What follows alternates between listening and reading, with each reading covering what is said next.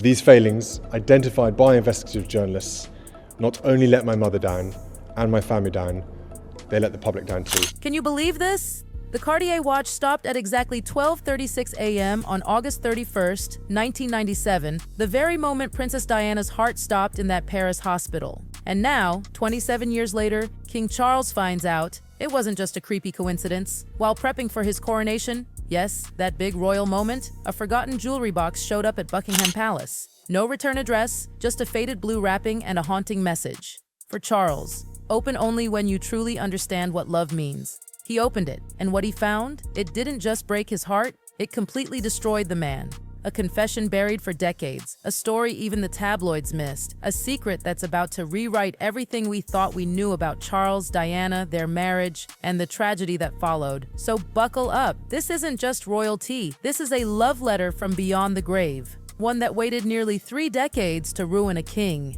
It all started on the morning of March 15, 2024, totally normal day. Charles, now king, was sitting in his private study at Buckingham Palace. He was doing king things, papers, coronation plans, boring stuff, but then Sir Clive Alderton, his private secretary, walked in with the Daily Mail. Nothing unusual until there it was, a small, unmarked package, blue paper, faded, and Charles froze. His blood? Ice. That handwriting. He knew it. Your Majesty, Clive said, a little nervous. Shall I have security inspect this? Charles didn't even blink. Number, leave me. I must be alone. And just like that, he was. He unwrapped the package with trembling hands. And inside, Diana's personal jewelry box. Not the glitzy royal gala stuff. No, this was her private stash. Her real jewelry. From Kensington. Simple, elegant, and unmistakably hers. On top, an envelope. One look and Charles almost collapsed. Her handwriting, Diana's, still elegant, still full of life. He opened it. Inside was a letter dated August 29, 1997, just 2 days before she died. "My dearest Charles," it began, and the tears, immediate.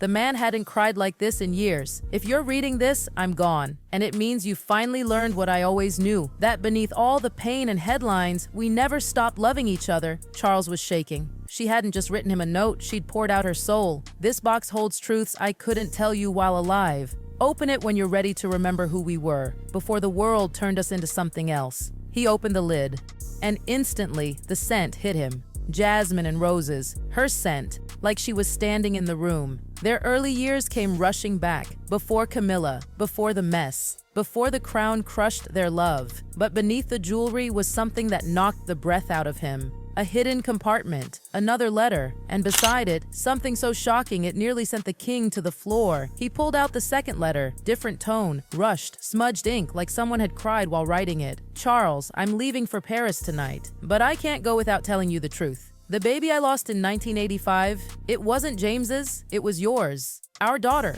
Yes, you read that right.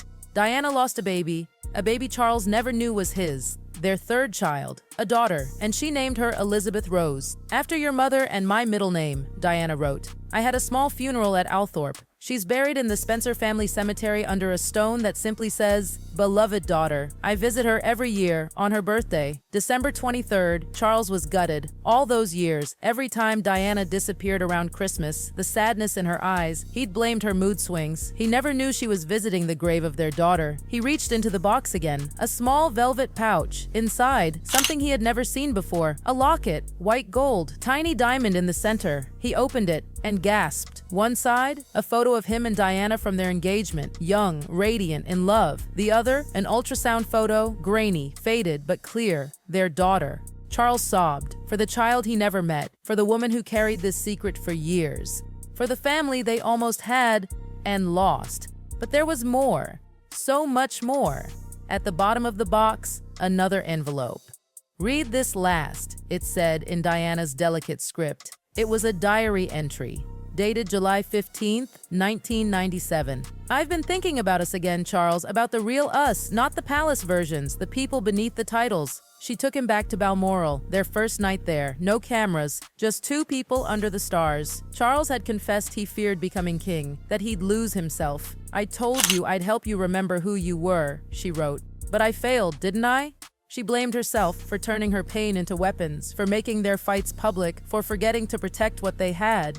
But then came the words that gutted him all over again. "The truth is, Charles, I never stopped loving you, even when I was with other men, even when I screamed about Camilla. You were still the man I chose." And then, bombshell. "I know about the letters, the ones you wrote to me after our separation, the ones you never sent. Edward found them. He showed me." Yes, Charles had written those letters, apologies, love notes, begging for forgiveness, and never sent a single one. "Why did we choose pride over truth?" she asked. Diana's words kept cutting deeper and deeper, and then she revealed something that would flip Charles's entire world upside down. "I've made a decision," she wrote in a diary entry dated August 10, 1997. "I'm going to end things with Dodi." Hold on, what? Yes? The romance that had the whole world buzzing? The one with the paparazzi chasing them through Paris? A show, all of it.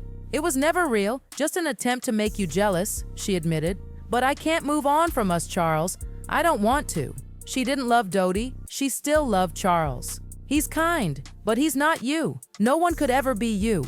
She listed every little detail that only someone still in love would notice. The way Charles chuckled at his own terrible jokes, how he whispered to his plants like they were old friends, the way he held their boys like the world could break them, and then she dropped the ultimate heartbreak. "I want to come home." She wasn't just fantasizing. Diana had an actual plan. She was going to break up with Dodi in Paris, then come back to London, write the Queen, ask for a chance to reconcile with Charles. "I know Camilla will always be part of your life," she wrote with brutal honesty. "I've accepted that, but what we had, it was real, deep, worth fighting for." Charles was crying so hard the pages blurred. This wasn't some romantic fantasy. She was serious. She was ready to fight for them, for real. Then came the entry that broke every last piece of his heart, dated August 30th, 1997, the night before she died.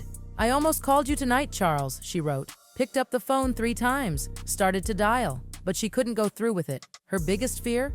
What if you've moved on? What if I've hurt you too much? What if you don't want me back?" Meanwhile, guess where Charles was that night? At Balmoral, alone, sitting by the phone, fighting the urge to call her. They were both trying to call each other that same night, and neither one picked up the courage. She reminisced about their wedding day, specifically those 3 quiet minutes alone in the vestry before the whirlwind began. "You took my hands and said, 'We did it, Diana. Whatever happens now, we did this together.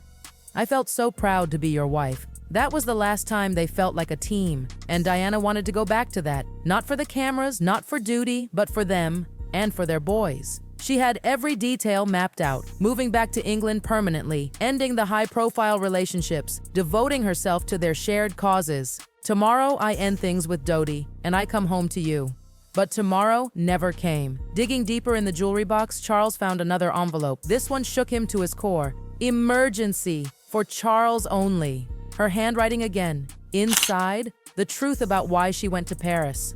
"If something happens to me there, know this isn't what it looks like." She wasn't just on a romantic holiday. She was protecting a secret. 3 weeks ago, I received threats.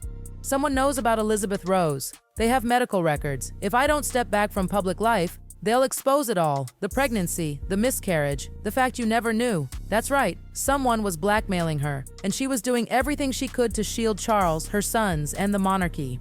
"They want me silent, irrelevant. They'll spin it to make you look like a heartless man who abandoned me." She had gone to Paris to think, to figure out what to do. And while Dodi was oblivious, Diana was working with palace security, trying to find who was leaking this horrifying information. "Dodi knows nothing. He thinks this is real. But every minute I'm with him, I'm thinking about you, about coming home, about fighting this together." She was never trying to escape Charles. She was trying to protect him. And if your heart isn't already shattered, just wait. At the very bottom of the box, Charles found documents about a secret meeting Diana had arranged. September 1st, 1997, 3 p.m., private chapel, Windsor Castle. No staff, no press, just the 2 of them. She'd asked Sir Robert Fellows, Charles's own brother-in-law, to arrange it, and he had. Charles had even been notified, but the meeting never happened because Diana never made it home. Also in the papers, a draft of a speech she planned to give him that day. "I know I hurt you, publicly, brutally, but I also know something real still exists between us. Something worth saving." She didn't want a fairy tale. She wanted a fresh start, quietly, as partners, as a family.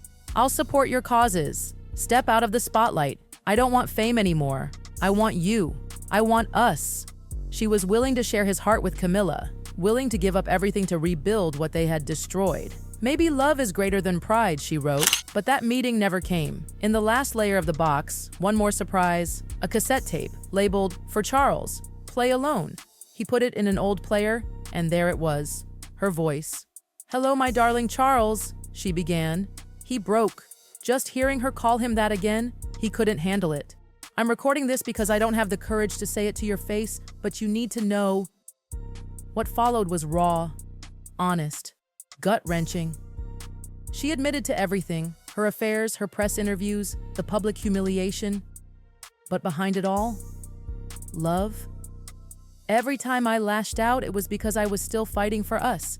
I just didn't know how to fight the right way." She remembered sweet mornings with the boys, Charles reading to them, laughing with them. She even brought up the night Harry was born. "You held him and cried. You said we were perfect. I never forgot that." This would be his tribute, not just to a daughter he didn't get to raise, but to the love that never died. He gently packed all of Diana's letters, her tape, the locket, and every heartbreaking memory back into the jewelry box. It was no longer just a keepsake. It was everything. Proof of a love that outlived duty. Proof that she had come back for him. Proof that he had loved her too, even if he didn't show it in time. As he rose from his desk, Charles whispered into the silent room, "I would have said yes, Diana. If you had made it home, I would have said yes." The words he couldn't say 27 years ago, finally spoken. They echoed in that room full of shadows and memories. And for the first time in decades, the king wasn't just grieving a princess. He was grieving the love of his life. Diana's final gift wasn't her jewelry. It wasn't even her words. It was the truth that their story hadn't ended with divorce. It had almost begun again. And the king's tears, they weren't just for what he lost. They were for what they could have been. A second chance, a new beginning, a love story mature enough to finally survive the world that tore it apart. Charles now faces a choice. Does he keep this secret to himself? A private love letter between two broken hearts? Or does he share it? Let the world see the woman Diana really was. Not just a royal rebel, not just a tragic figure, but a woman who carried their deepest secrets alone. A mother who protected their sons at all costs. And a wife who, in her final days, chose love over legacy. What will Charles do with Diana's final letter? Will he share the truth that could rewrite royal history? And how will William and Harry react when they learn the love story that nearly was?